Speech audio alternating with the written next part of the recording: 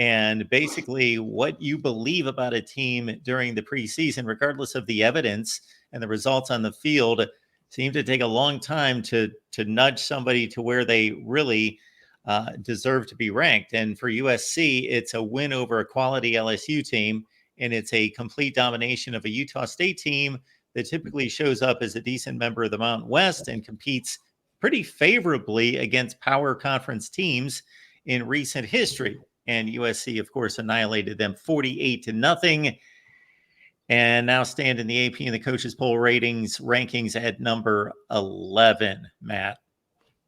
Yeah, and in the coaches poll, Oregon is number 6. So voters looked at USC and Oregon these first 2 weeks. They see the Ducks pull a clunker against Idaho. They see the Ducks barely skate by. Were outplayed from the line of scrimmage for most of that game. They get into a late game tie because of 2 long kick returns, and they squeak out a win. And meanwhile, USC's dump trucking Utah State, pitching a shutout. And yet, Oregon's 5 spots better. And as you alluded to, Mark, it's because of these baked in preseason rankings.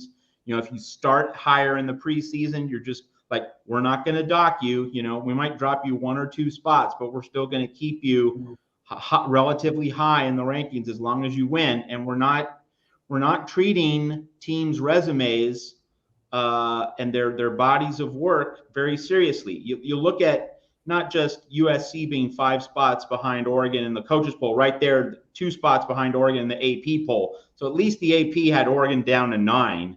You know, knocking Oregon down a few spots more. At least you have that. But to have Oregon anywhere ahead of USC right now is unserious. Well, they've got their fans. I mean, they've got a number of guys voting them still 4, 5, and 6, and that's helped pulling him, keeping him in that top 10. But yeah, it's pretty crazy because USC has, you know, shown on the field for the first time in a long time that they have a complementary team with, you know, not only a Lincoln Riley offense, but they've got a defense that's doing things that SC hasn't done in years. And it's strange that some of the voters are catching on pretty early. There's a guy, Randy Johnson. I made a joke. I tweeted it out as a joke when I heard it, but 2 weeks ago after the LSU game, he had SC at ranked 3rd, you know. But there's guys like Adam Zucker, Matt Brown have them 6, you know. So there's some guys that see it. Then there's other ones. Well, I got a good laugh out of. There's a guy named Kirk Kenny. He had him like at 18 after LSU, and he still has him at 14.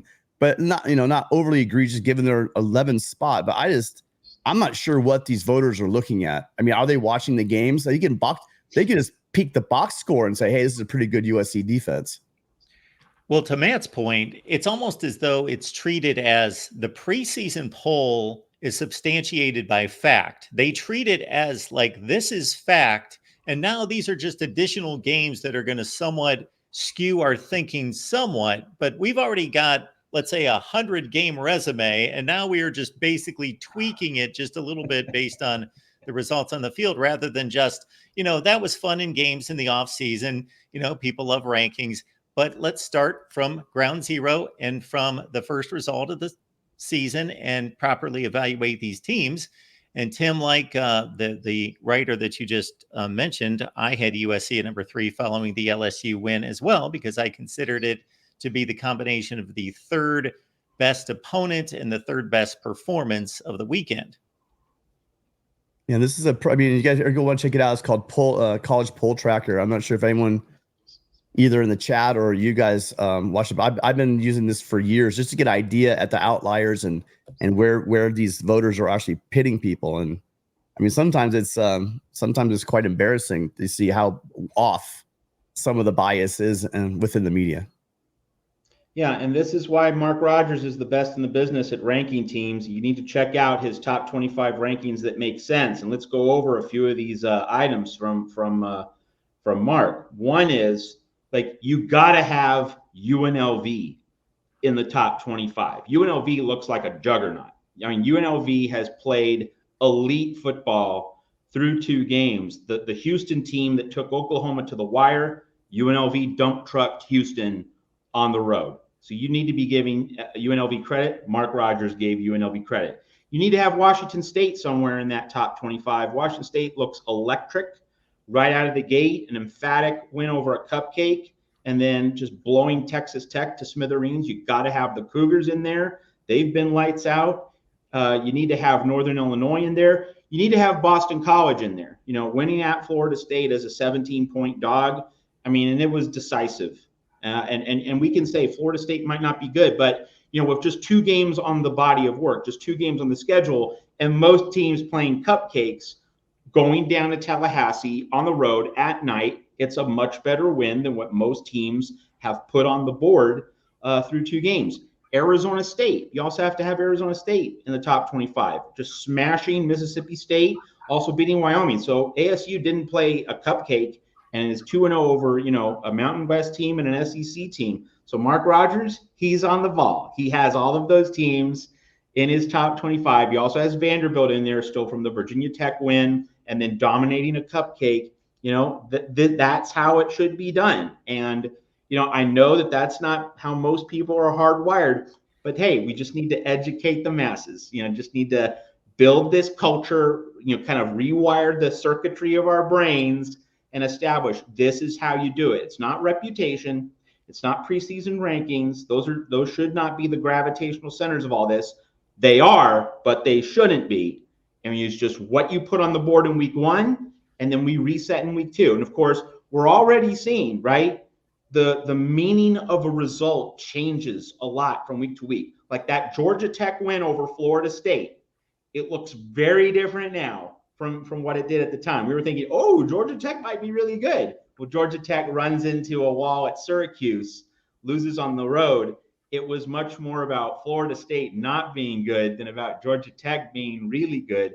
And so we see those changes in the value of a win, a loss, a result all the time. And it's processing that goes into the top 25, which makes sense here at the Voice of College Football. And Matt, just to add another component to what it should not be, I don't believe the rankings, it shouldn't even be about our opinions. I have the opinion that Georgia's the best team in the country and Ohio State's number 2, and that there might be some separation after that. But they have yet to go out, Ohio State in particular, and prove that. They will have their opportunities. Ohio State is not even in my top 25.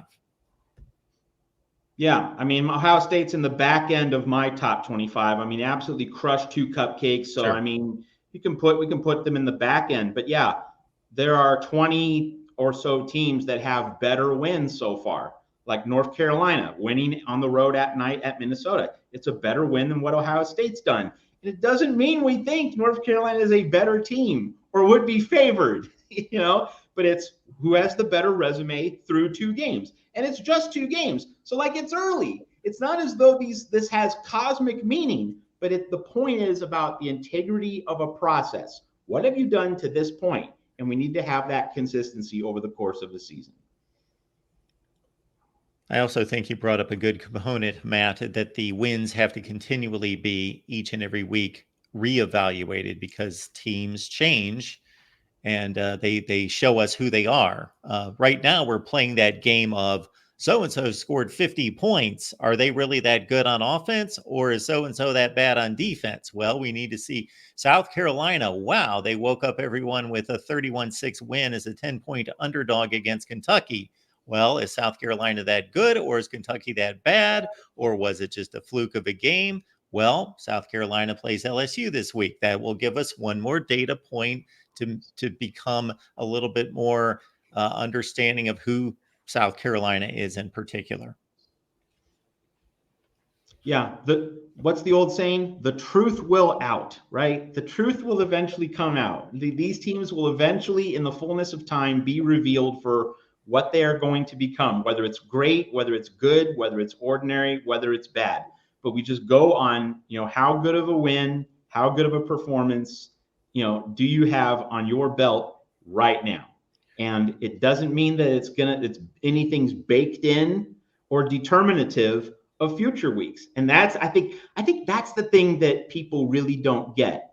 This idea of completely resetting the dial, a full rescrub, starting fresh every week.